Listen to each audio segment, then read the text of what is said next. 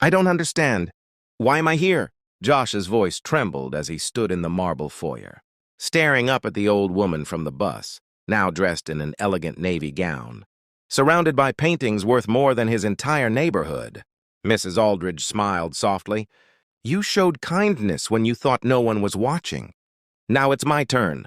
Before we get into what happened next, hit the like button, because this story will remind you that compassion still has power, especially when it costs you something. Josh's day had started like any other cold January morning. His hands were tucked into the pockets of his worn hoodie as he hurried toward the bus stop before the first snow started to fall.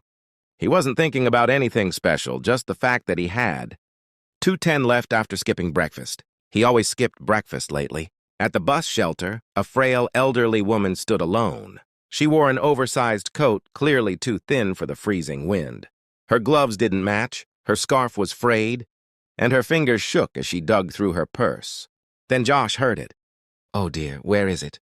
she murmured. Panic laced her voice. The bus pulled up with a hiss of brakes. The driver looked impatient. People were already stepping inside. The old woman's eyes darted around her purse, her breath speeding up. Josh stepped forward before he even thought about it. "Ma'am, it's okay. I'll pay for you." She lifted her head slowly, her eyes soft but surprised. "Oh, sweetheart. I can't let you do that." "It's fine," Josh insisted, tapping his card. The fare beeped through. "Really?" She stared at him for a moment like she was trying to memorize his face.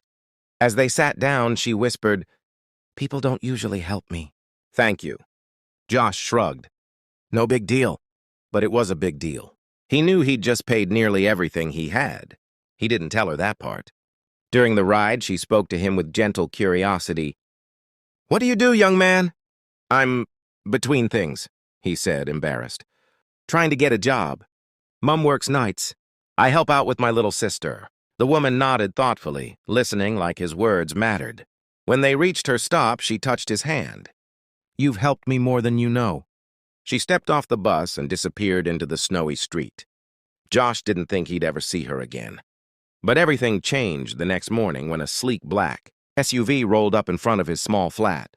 A sharply dressed man stepped out. "Are you Joshua Reed?" Josh froze. Yeah? My employer would like to speak with you." He handed Josh an embossed card. "Eleanor Aldridge, Aldridge Financial Group." Josh blinked. "That can't be her." "She insists," the man replied. Which brings us back to the moment. Josh stood trembling inside a mansion that looked like it belonged in a movie. "You're